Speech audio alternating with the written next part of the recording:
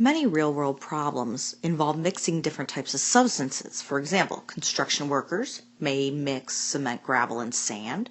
Fruit juice from concentrate may involve mixing different types of juices.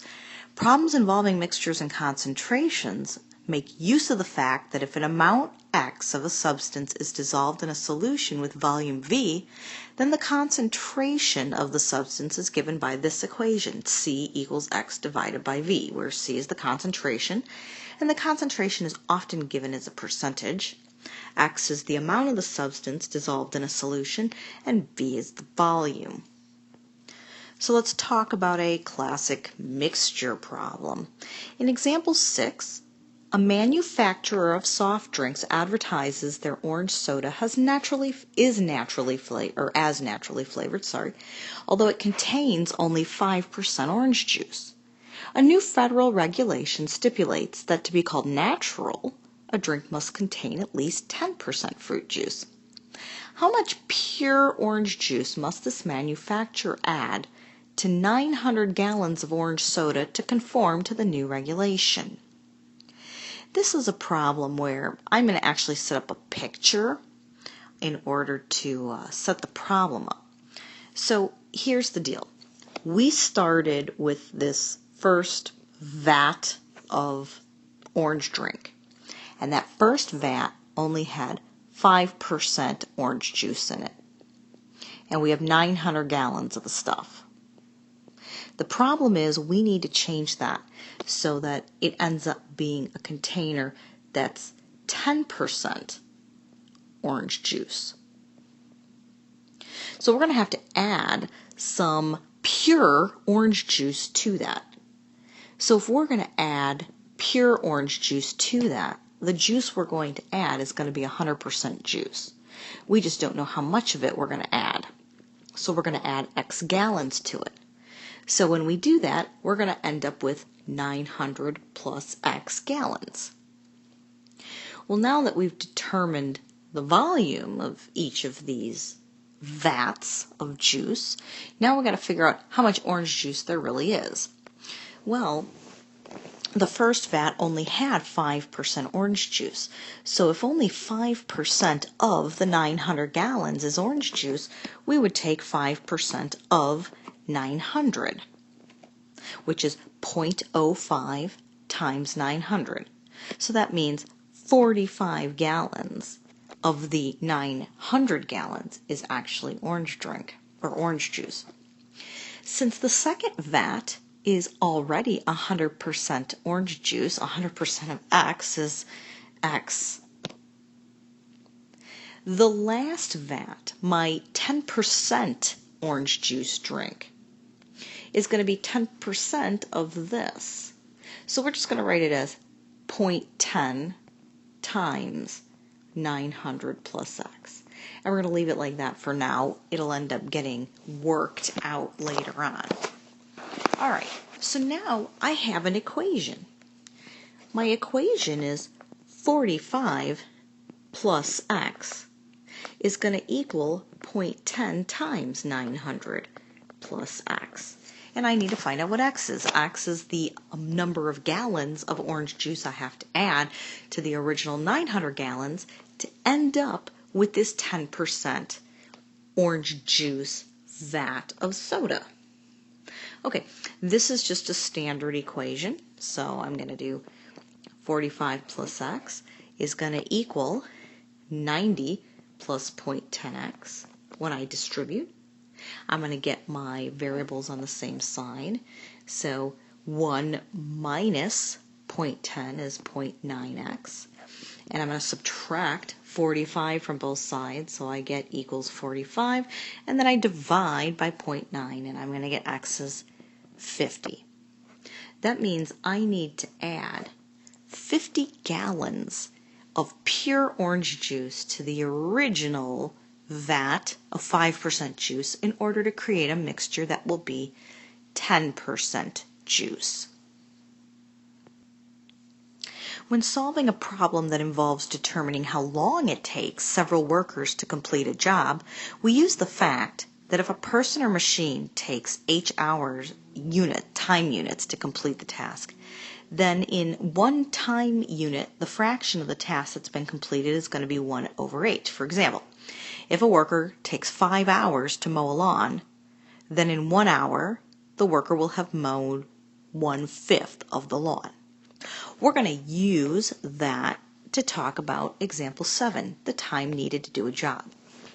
Because of an anticipated heavy rainstorm, the water level in a reservoir must be lowered by 1 foot. Opening spillway A lowers the level by this amount in 4 hours, whereas opening the smaller spillway B does the job in 6 hours. How long will it take to lower the water level by 1 foot if both spillways are opened? All right, what's a spillway? Well, if you know what a dam is, let's say there's some body of water. But when it rains, that body of water is going to fill up, and if it fills up too much, it's going to flood. So sometimes what happens is they build this dam here, and the dam spills the water into this lower body of water.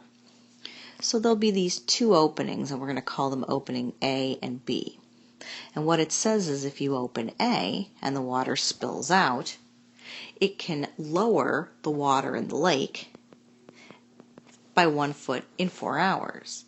And spillway B, just spillway B, can lower the original lake by 1 foot in 6 hours. But we want to do this faster because it's a pretty nasty downstorm. So we want to open both spillways. And we want to find out how long it'll take to lower the lake by 1 foot if both of them are opened. Well, let's see. The fraction done by A, which is going to be 1/4, because it's going to lower 1 foot in 4 hours. Plus, I'm going to open B, so the fraction lowering B, which is going to be 1/6, because it lowers 1 foot in 6 hours. I want to find out how many total hours it's going to take to lower 1 foot if they're both open. Remember, you can't just add these fractions together. X is not 10, because that's not how fractions work. The way fractions work is you have to have a common denominator. Well, there are a couple ways of attacking this problem algebraically. Here's one way. Let's change the color here to purple. I have this little trick, and I can't remember if I've shown this in any of the videos or not, but when you have 2 fractions and you want to add them together, but they don't have the same denominator, if you start in the lower right-hand corner and multiply up to the top, so 6 times 1 is 6, plus 1 times 4 is 4, all over 24.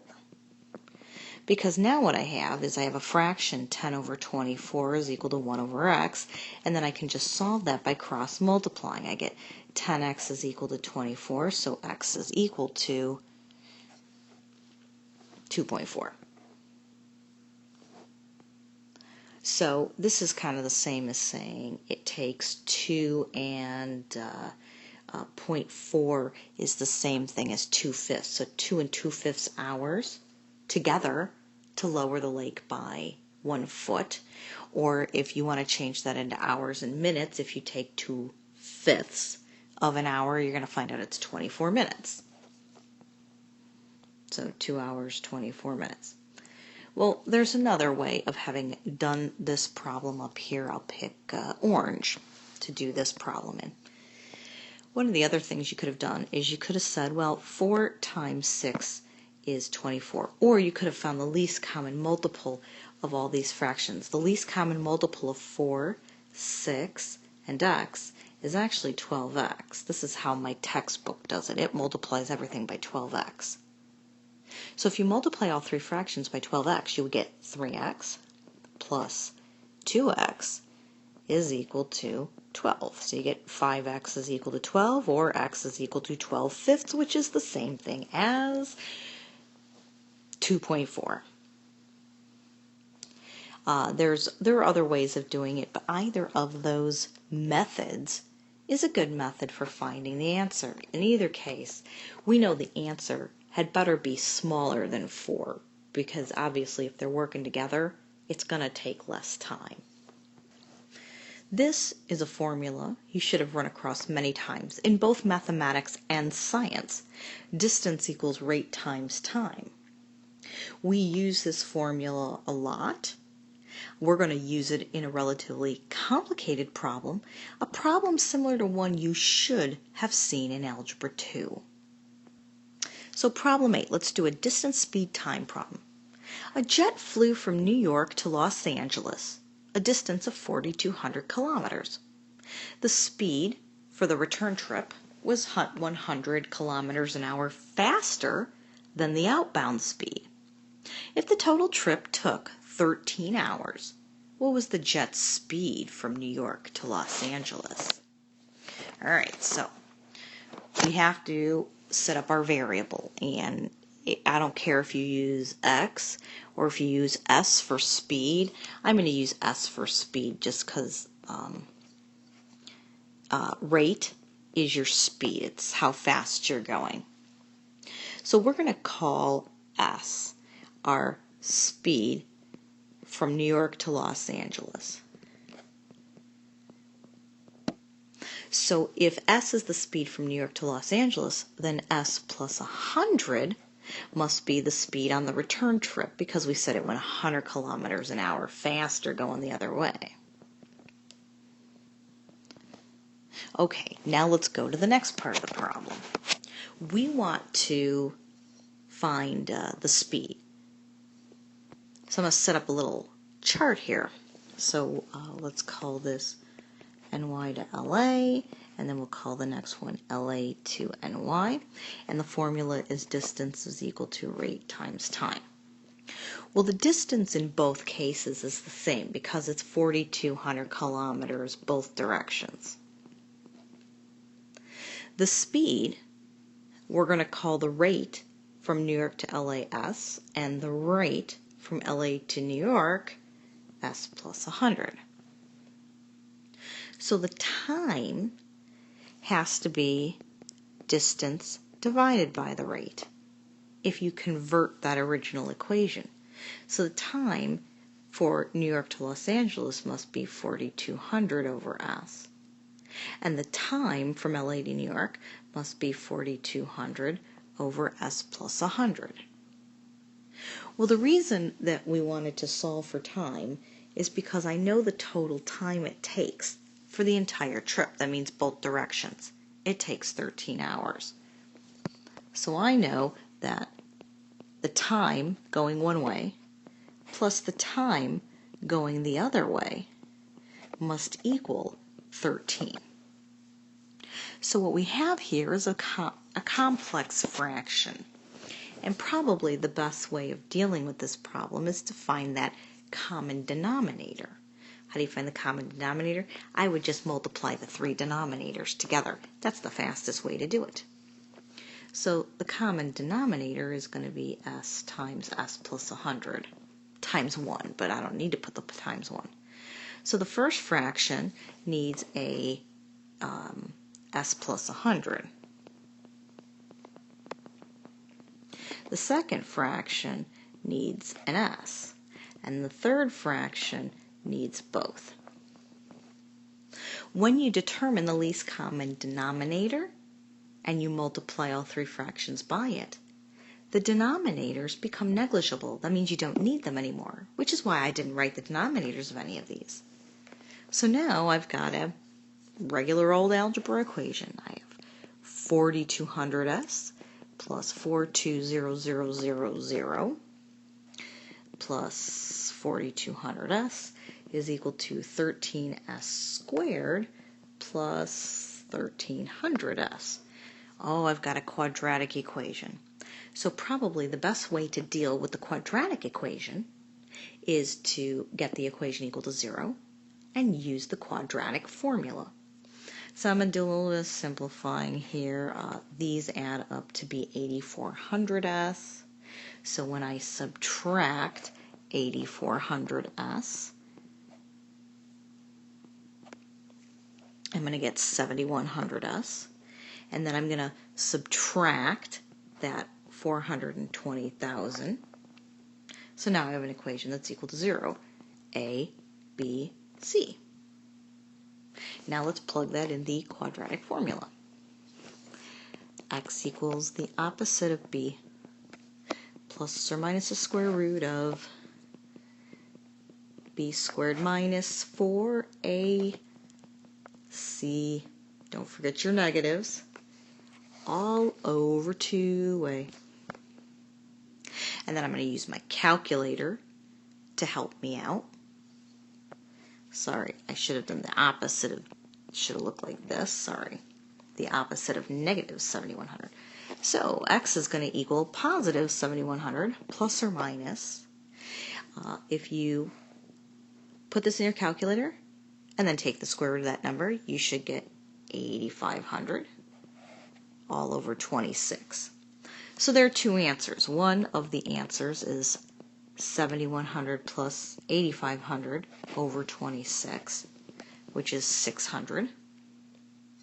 And the other answer is 7,100 minus 8,500 over 26, which is negative 53.8. Can your speed be negative 53.8? No. So that answer is extraneous.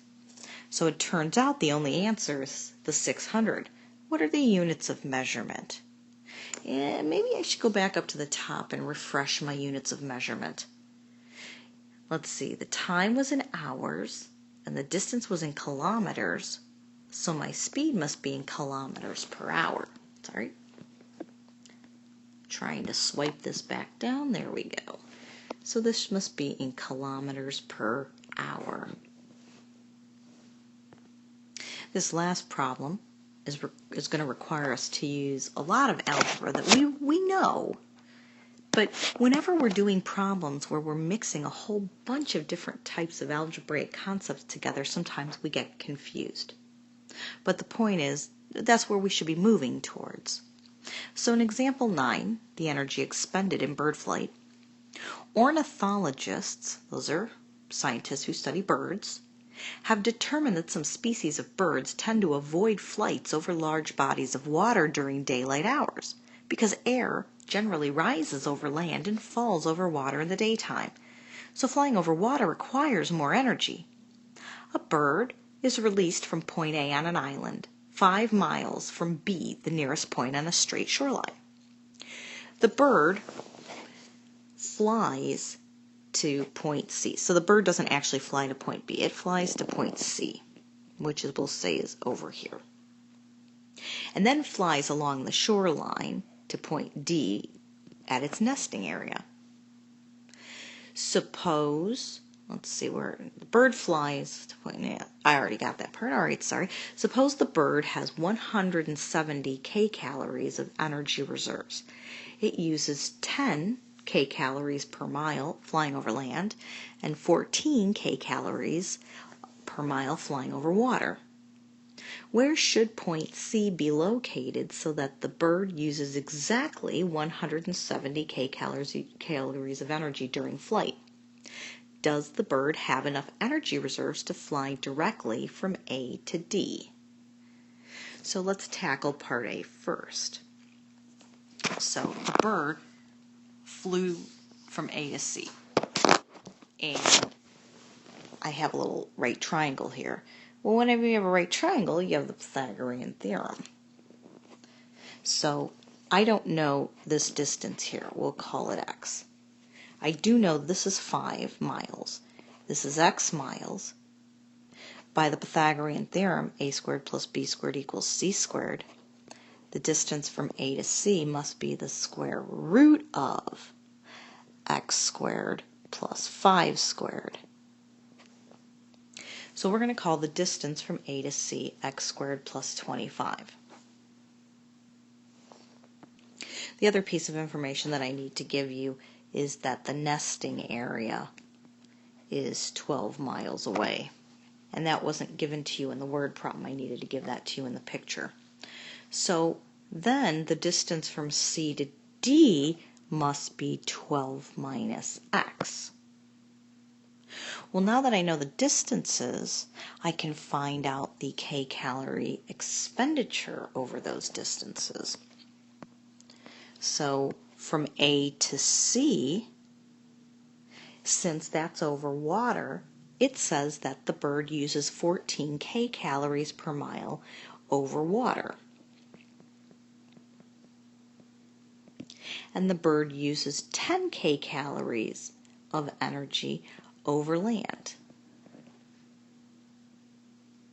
The bird only has 170 kcalories of energy reserves to use in flight. So when I add these together, I want them to equal 170. All right, so this is kind of a nasty looking problem here, but it's going to require us to do things that you already know how to do.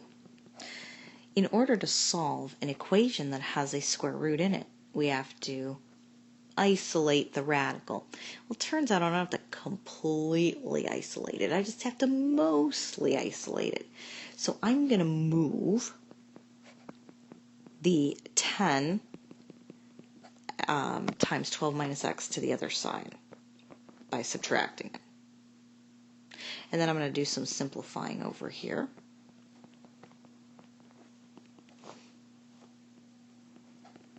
All right, so I know that the right-hand side is 50 plus 10x, and then this is still 14x squared plus 25. All right, in order to get rid of a square root, you can square both sides. Well, the easiest way to do this is to square the 14, and 14 squared is 196, and then I get rid of the square root here, so I'm going to end up distributing that in a second.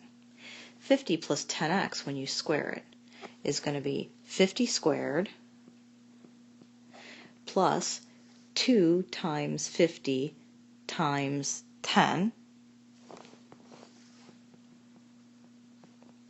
plus 10x squared.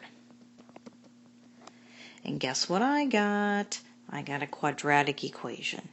So in order to solve the quadratic equation, I want to get everything on one side of the equation, and I want to use the Pythagorean theorem.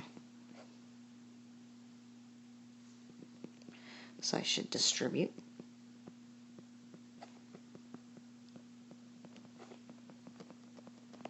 All right, so I'm going to subtract the 100x squared. I'm going to subtract the 1000x. And I'm going to subtract the 2500. And so A is 96, B is negative 1000, C is 2400. I'm ready to use the Pythagorean theorem. So x equals the opposite of B plus or minus the square root of B squared minus 4AC all over 2a. All right, 1000 plus or minus, when you take this, when you simplify b squared minus 4ac and take its square root, you should get 280. All over 2 times 96 is 192. So I have two answers. One of them is 1000 plus 280 over 192. And the other one is 1000 minus 280. So let's see, 1098, 720 over 192. When you reduce both of those fractions, you get about 6.6 repeating for the first one, and you should get 3.75 for this one. So this is like 6 2/3, this is 3 3/4. So point C should be either 6 2/3 miles away, or it should be 3 3/4 miles away. The reason I didn't get rid of either of those answers is because they both could be reasonable answers. They're not negative, so why couldn't point C be either of those? Well, maybe it's not going to be 3 3/4. I'll tell you why. Let's go back up here. Actually, that's not what the distance from A to C is. Sorry, that's what X is. X could be either of those, right? So we don't know. Part B wanted to know if the bird could actually have enough energy to go from A to D. So what if I wanted to go instead from A to C from A to D? Now that's over water, and remember that the bird is going to use more energy going over water. Well, I know that from B to D is 12. I know from A to B is 5. Oh, I'm going to show you a little something. This is 5 and this is 12. By the Pythagorean theorem, this is 13. Or you may remember this thing called a 5, 12, 13 right triangle from geometry. So, if A to D is 13 miles apart, and the bird's going to use 14 kcals per mile, it turns out that the bird needs 182 kcal reserved in order to make the trip. But the bird didn't have 182 reserve calories. The bird only had 170. They told us that at the beginning of the problem. So can the bird actually fly from A to D? No, the bird cannot.